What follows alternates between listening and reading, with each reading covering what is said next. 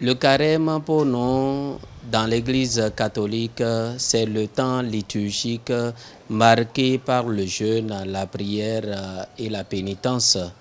C'est également ce temps qui va du mercredi des cendres jusqu'au samedi saint, c'est-à-dire la veille pascale. Le carême est un moment propice pour les chrétiens parce que c'est avant tout une démarche spirituelle et personnelle. C'est-à-dire qu'on n'impose pas le jeûne, qu'on n'impose pas la prière, qu'on n'impose pas la pénitence. C'est également un temps où Dieu demande à l'homme de revenir à lui de tout cœur. De tout cœur, c'est également un temps où l'Église aide tous les fidèles à être fidèles, à approfondir leur relation avec Dieu, à entretenir un cœur à cœur avec leur créateur et tout cela pendant 40 jours. Pour les types d'efforts, il faut focaliser son attention sur 3 choses. La première chose, c'est la prière. Et par la prière, l'Église nous demande de nous réconcilier avec Dieu.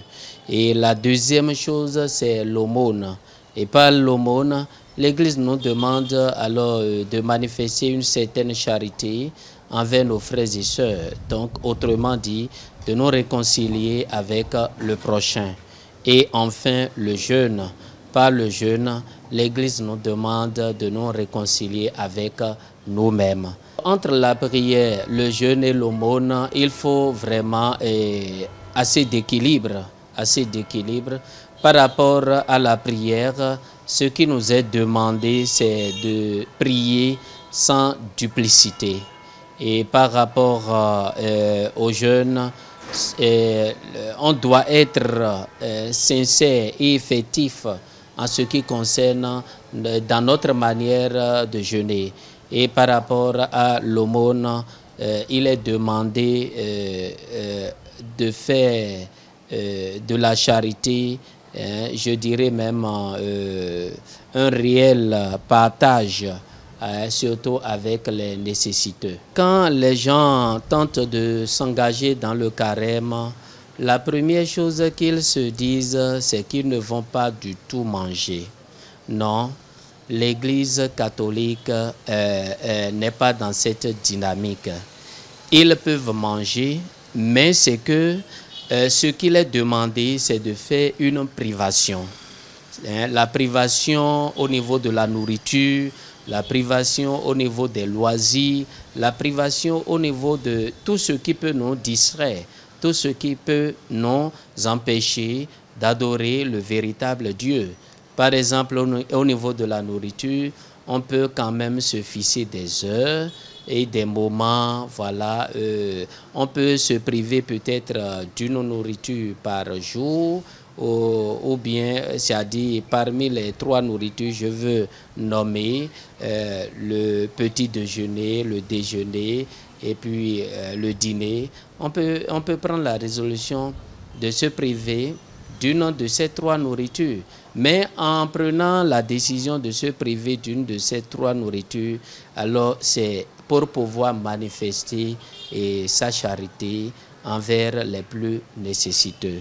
Alors, de façon générale, pour ce temps de carême, nous sommes tous invités à nous convertir de l'intérieur, puisque l'appel lancé par Dieu, l'appel lancé par son Église, c'est plutôt une conversion intérieure. L'intériorité va à coup sûr impacter l'extériorité. C'est pour cela le Christ, dans les recommandations, les exhortations durant le temps de carême, il nous invite plutôt à fermer notre porte pour prier, c'est-à-dire à ne pas nous exposer.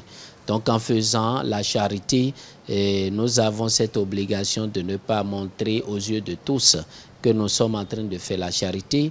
En priant intensément, nous sommes invités à faire tout cela dans la discrétion, et même en jeûnant, nous n'avons pas besoin de montrer au monde entier que nous sommes en train de jeûner. Nous n'avons pas besoin de faire une mine défaite, mais plutôt d'être joyeux.